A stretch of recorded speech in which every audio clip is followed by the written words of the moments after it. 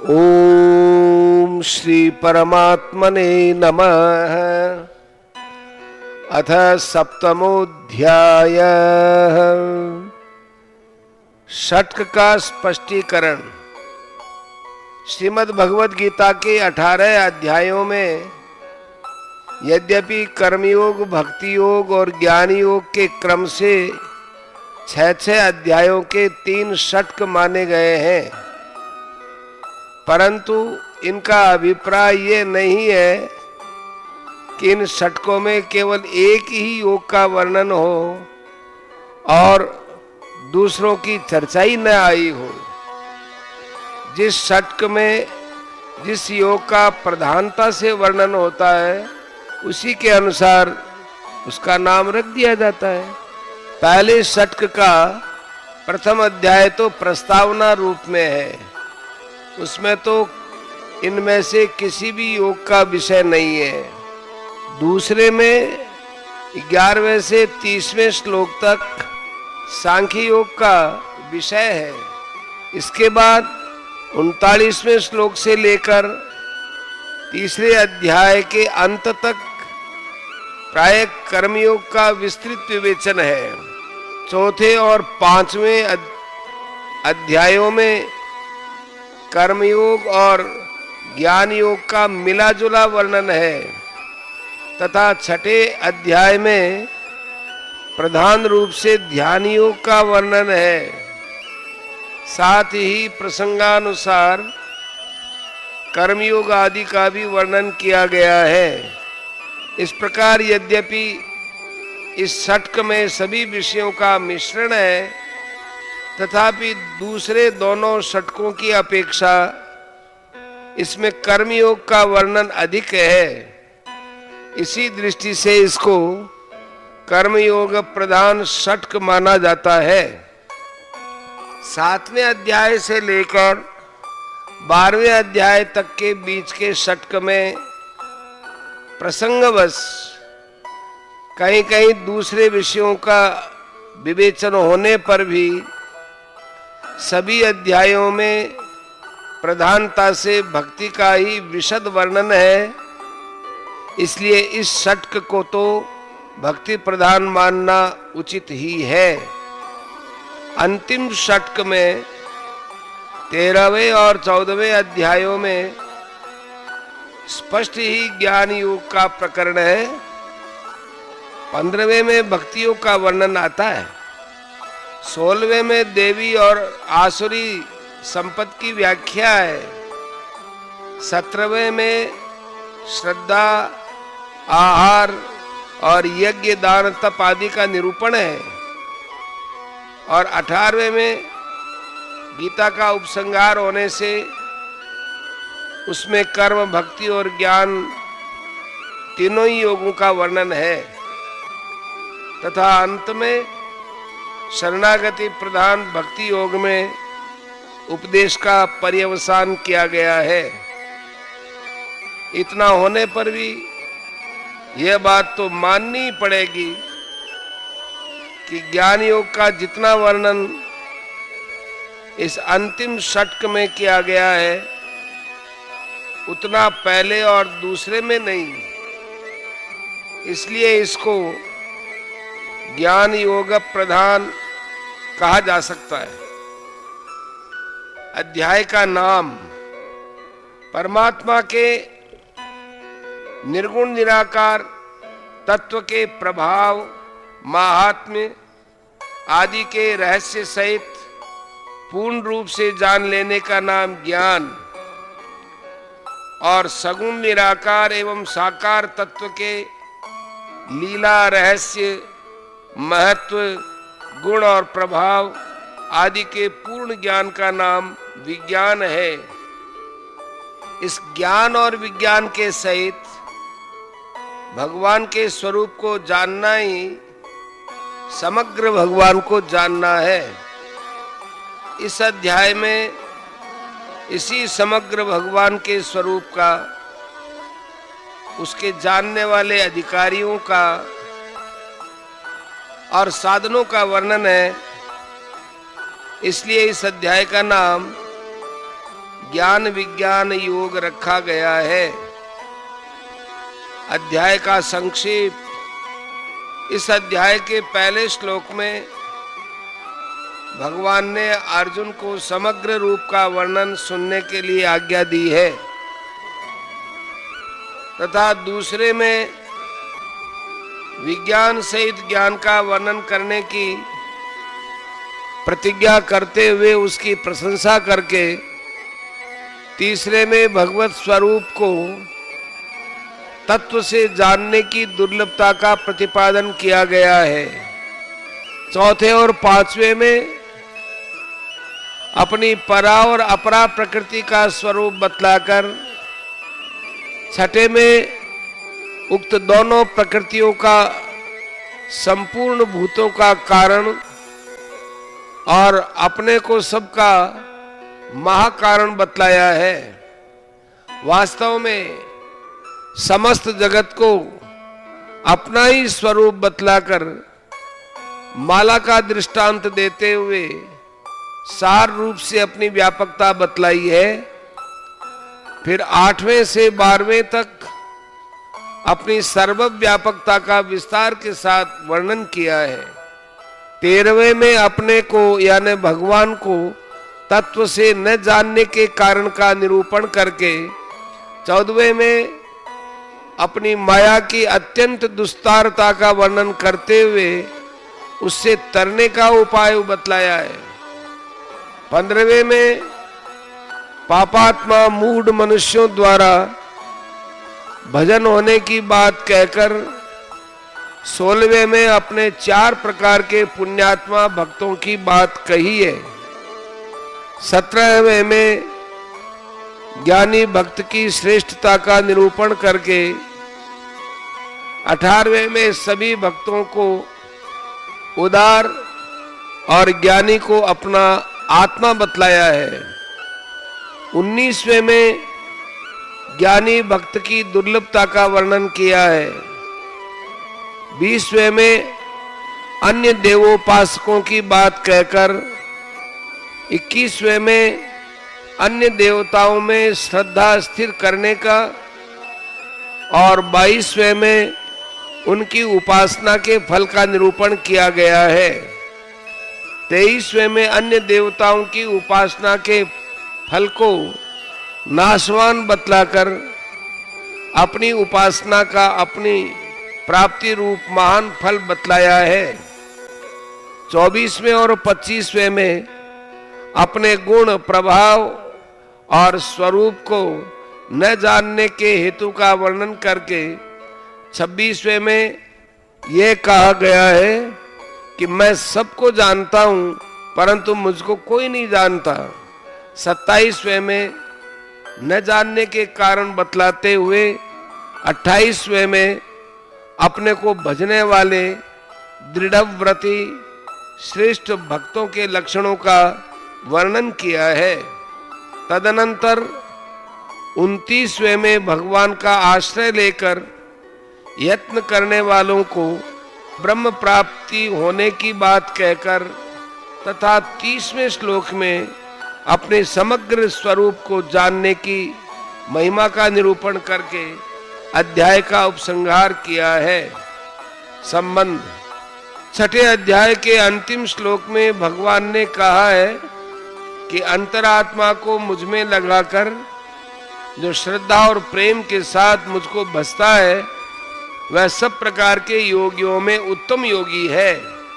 परंतु भगवान के स्वरूप गुण और प्रभाव को मनुष्य जब तक नहीं जान पाता तब तक उसके द्वारा अंतरात्मा से निरंतर भजन होना बहुत कठिन है। साथ ही भजन का प्रकार जानना भी आवश्यक है। इसलिए अब भगवान अपने गुण प्रभाव के सहित समग्र स्वरूप का तथा विविध प्रकारों से युक्त भक्ति योग का वर्णन करने के लिए 7वें अध्याय का आरंभ करते हैं और सबसे पहले 2 श्लोकों में अर्जुन को उसे सावधानी के साथ सुनने के लिए प्रेरणा करके ज्ञान विज्ञान के कहने की प्रतिज्ञा करते हैं। श्री भगवानुवाच मय्यासक्तमनः पार्थ योगं युञ्जन्मदाश्रयः असंशयं समग्रं मां यथा ज्ञास्यसि तत् शृणु। श्री भगवान बोले, हे पार्थ, अनन्य प्रेम से मुझ में आसक्त चित्त तथा अनन्य भाव से मेरे परायण होकर योग में लगा हुआ तू जिस प्रकार से संपूर्ण विभूति, बल, ऐश्वर्य आदि गुणों से युक्त सबके आत्मरूप मुझको संशय रहित जानेगा, उसको सुन। प्रश्न, मय्यासक्त मना किसको कहते हैं?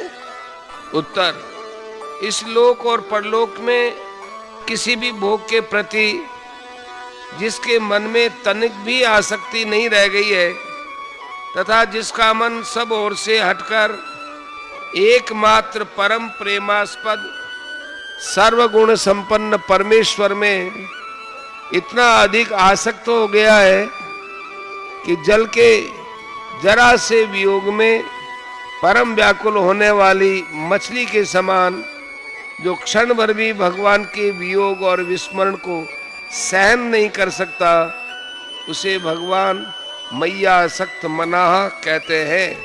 प्रश्न, मदाश्रय किसको कहते हैं?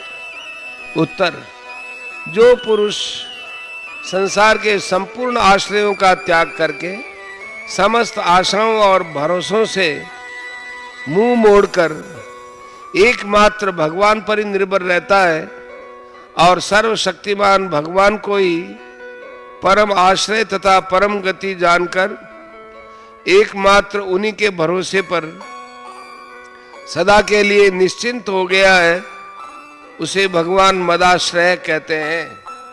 प्रश्न, योगम युञ्जन से क्या अभिप्राय है?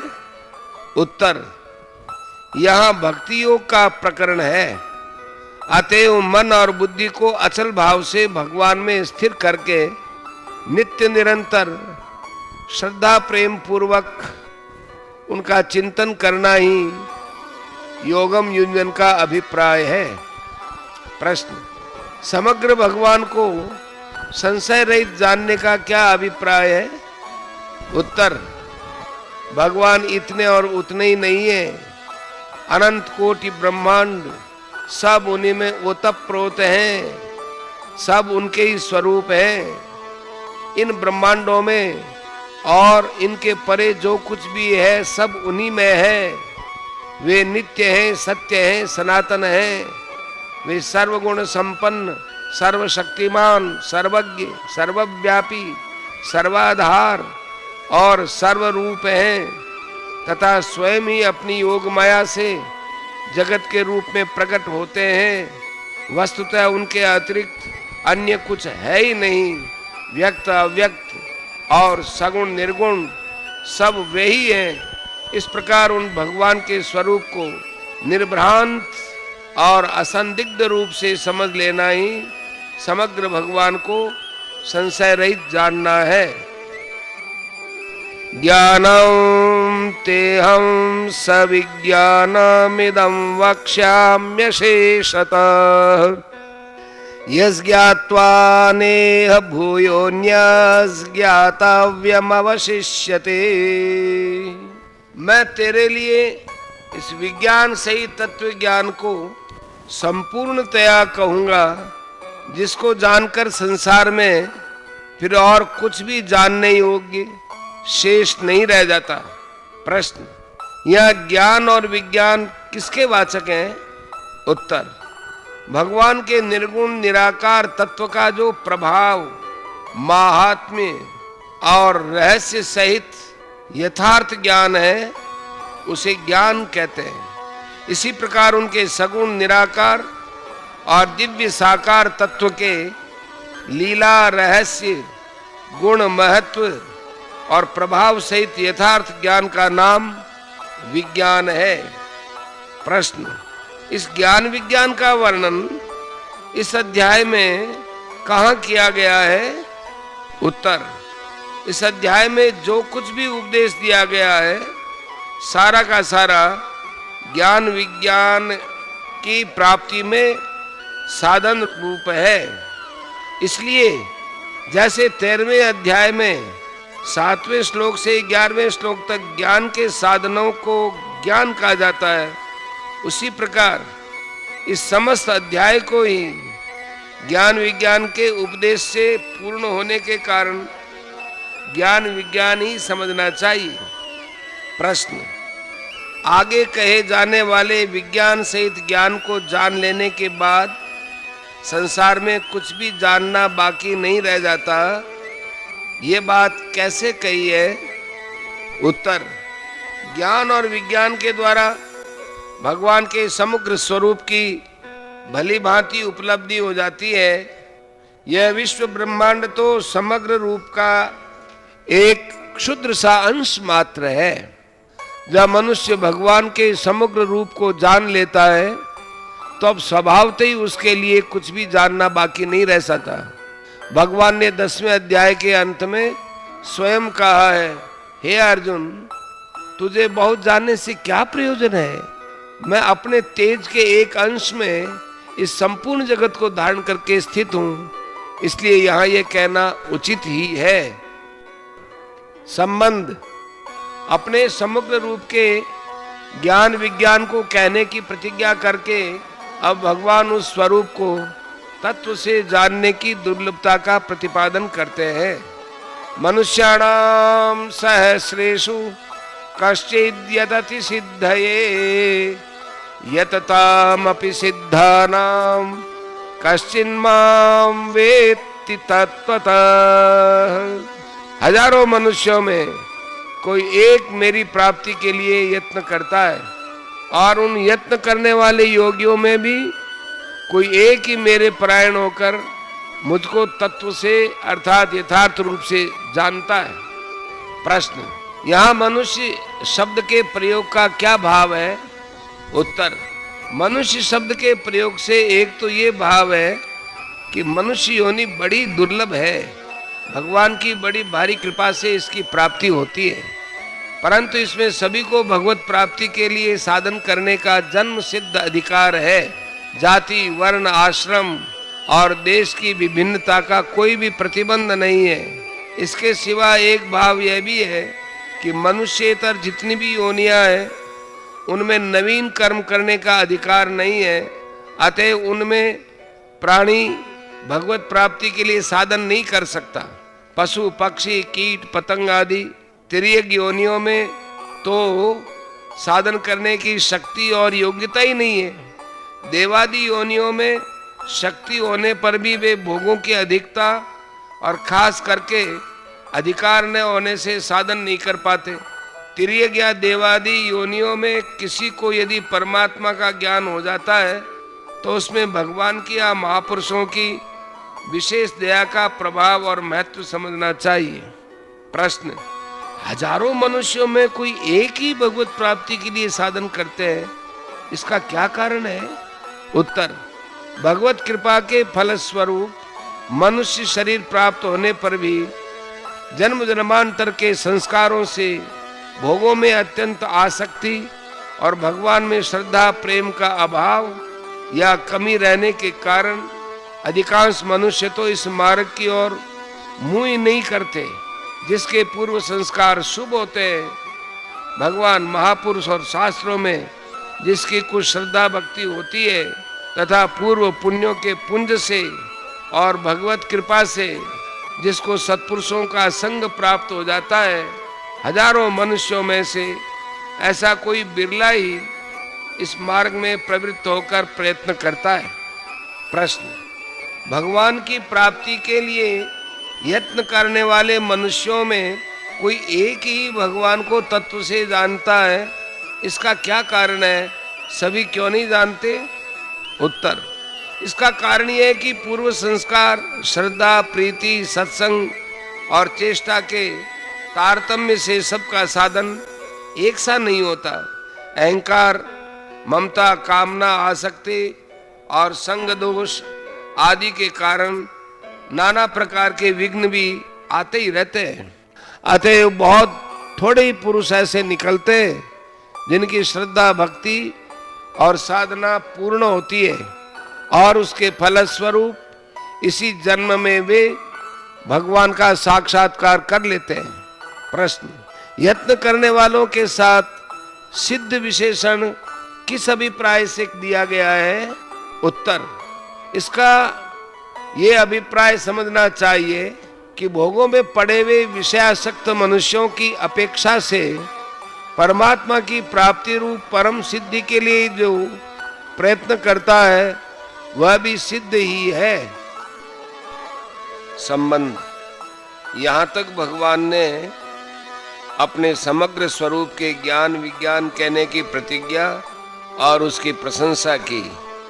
अब ज्ञान विज्ञान के प्रकरण का आरंभ करते हुए पहले अपनी अपरा और परा प्रकृति का स्वरूप बतलाते हैं। भूमिरापो नलो वायुः खं मनो बुद्धिरेव च अहंकार इति अम्मे भिन्ना प्रकृतिरष्टधा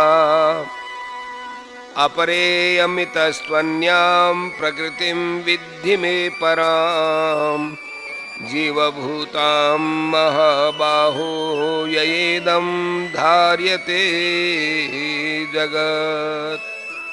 पृथ्वी, जल, अग्नि, वायु, आकाश, मन, बुद्धि और अहंकार भी इस प्रकार ये 8 प्रकार से विभाजित मेरी प्रकृति है।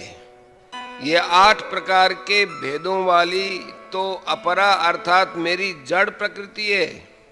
और हे महाबाहो, इसी से दूसरी को जिससे ये संपूर्ण जगत धारण किया जाता है मेरी जीव रूपा परा अर्थात चेतन प्रकृति जान।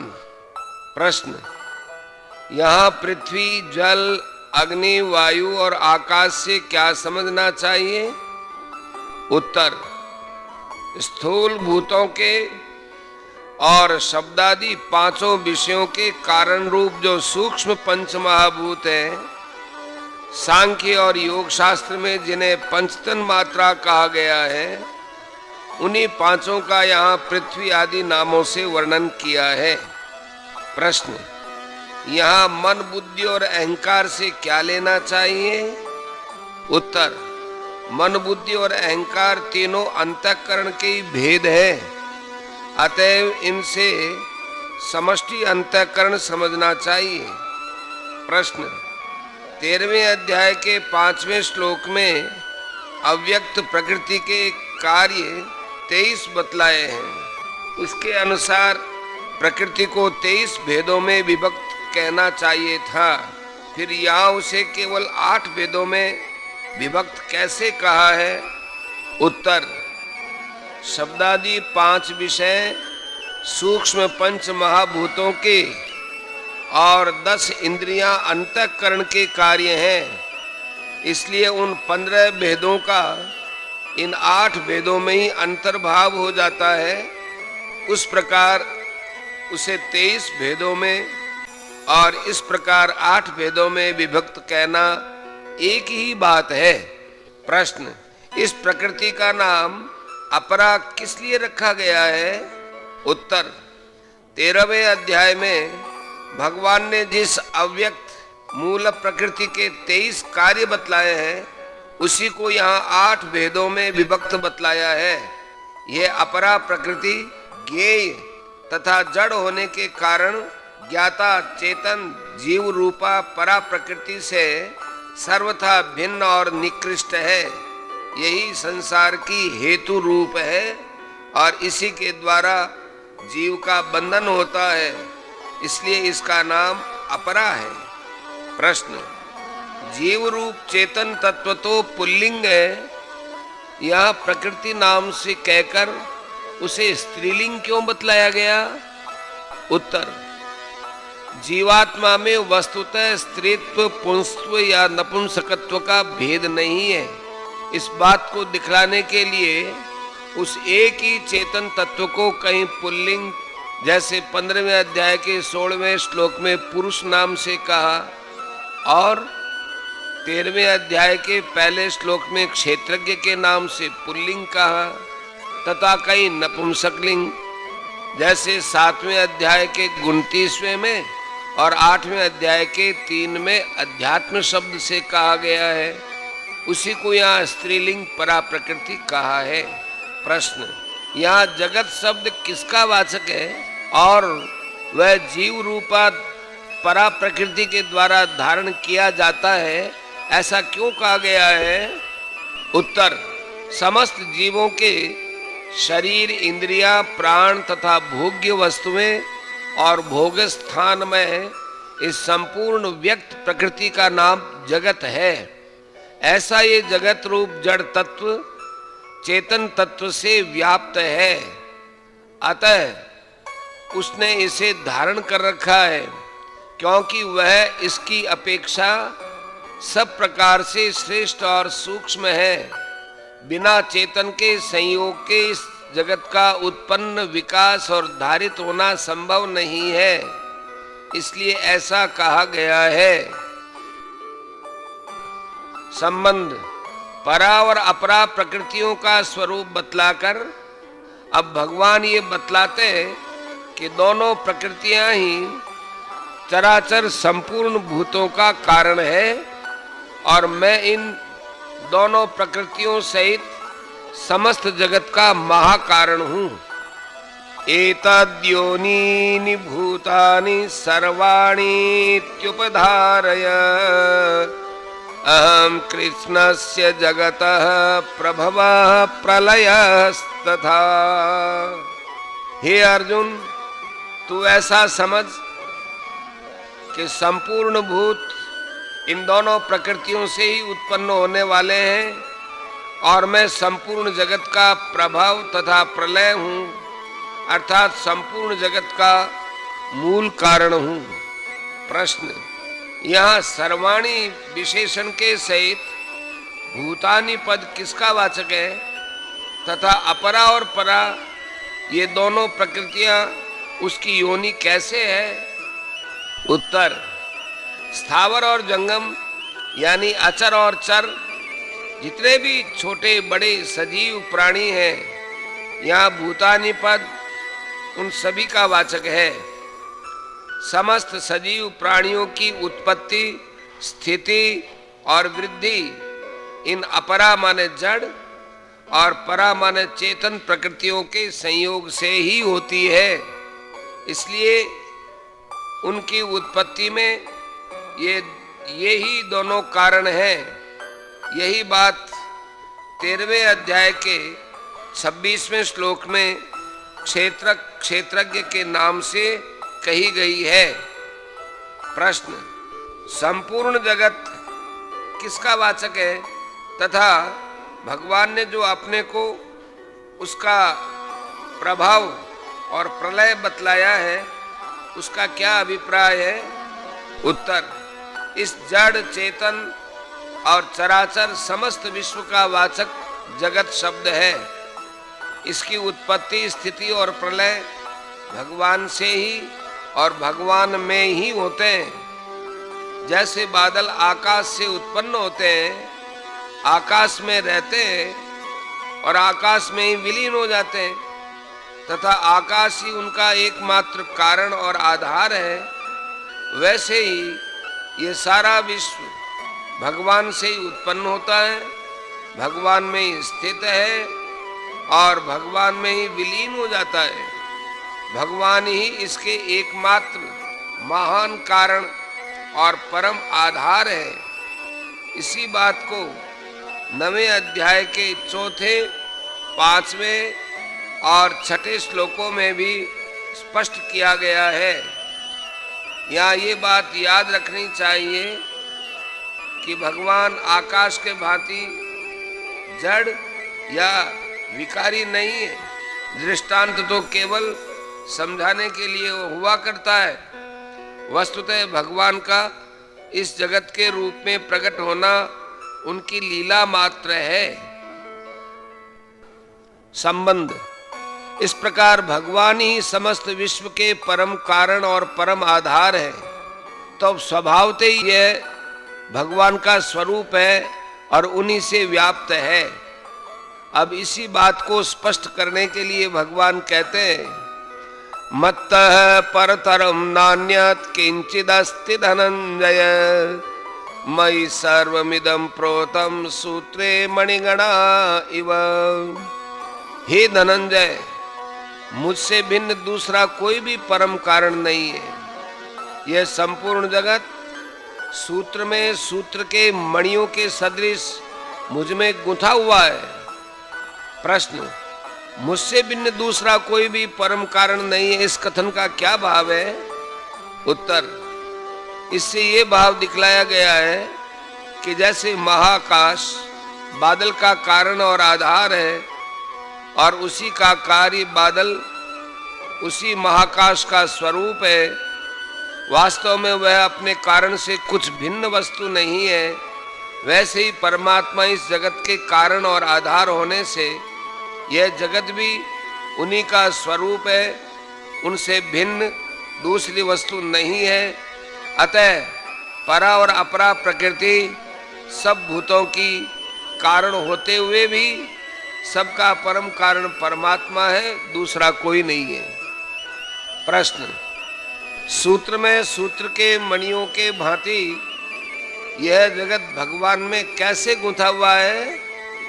उत्तर, जैसे सूत की डोरी में उसी सूत की गांठें लगाकर उन्हें मणियां बनाकर माला बना लेते हैं, और जैसे उस डोरी में और गांठों के मणियों में सर्वत्र केवल सूत ही सूत व्याप्त रहता है, उसी प्रकार ये समस्त संसार भगवान में गुंथा हुआ है।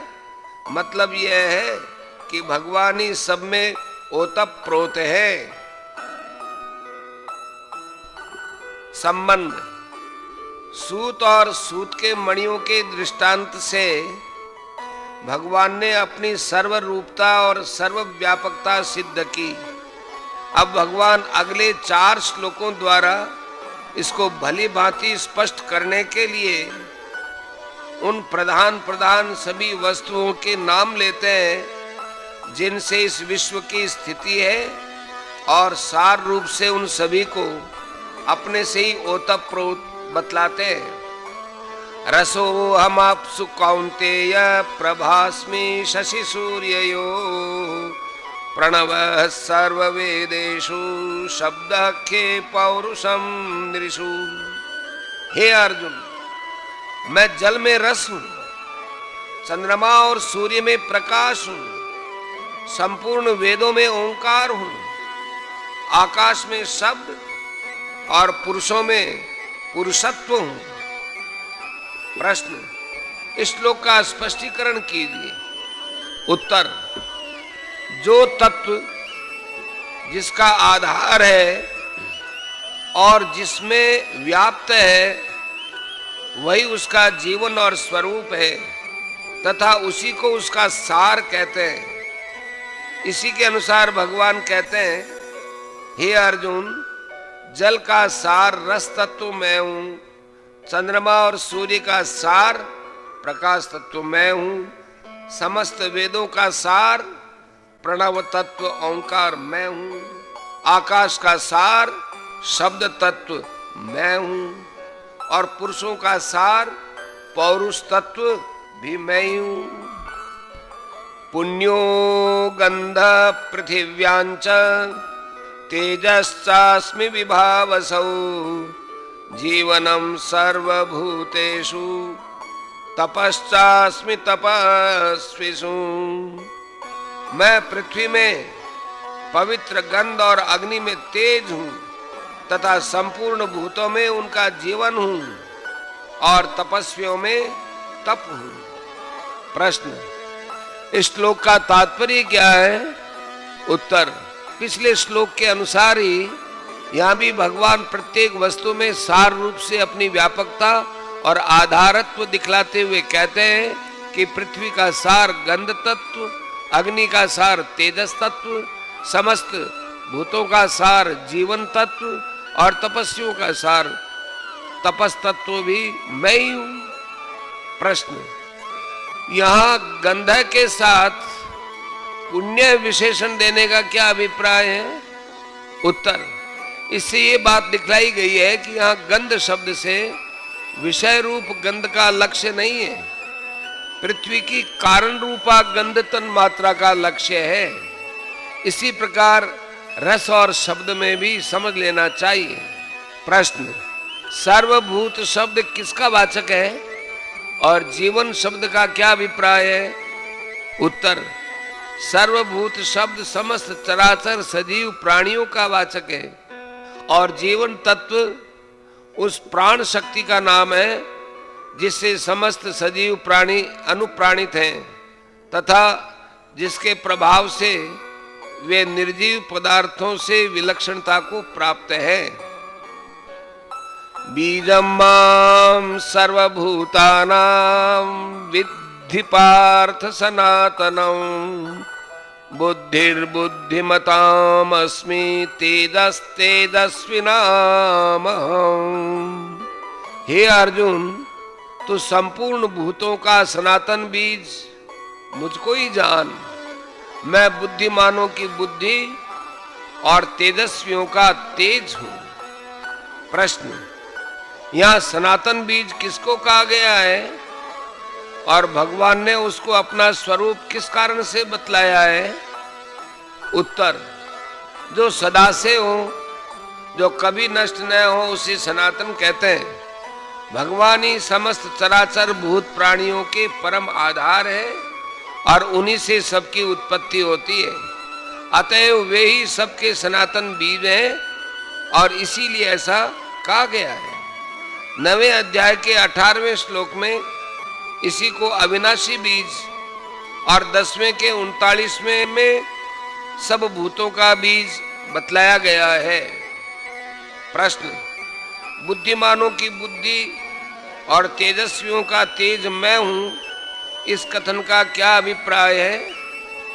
उत्तर, संपूर्ण पदार्थों का निश्चय करने वाली और मन इंद्रियों को अपने शासन में रखकर उनका संचालन करने वाली अंतःकरण की जो परिशुद्ध बोधमयी शक्ति है उसे बुद्धि कहते हैं।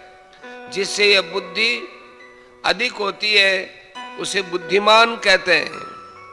यह बुद्धि शक्ति भगवान की अपरा प्रकृति का ही अंश है। अतएव भगवान कहते हैं कि बुद्धिमानों का सार बुद्धि तत्व मैं ही हूं और इसी प्रकार सब लोगों पर प्रभाव डालने वाली शक्ति विशेष का नाम तेजस है। वह तेजस तत्व जिसमें विशेष होता है, लोग उसे तेजस्वी कहते हैं। वह तेज भी भगवान की अपरा प्रकृति का ही एक अंश है। इसलिए भगवान ने इन दोनों को अपना स्वरूप बतलाया है।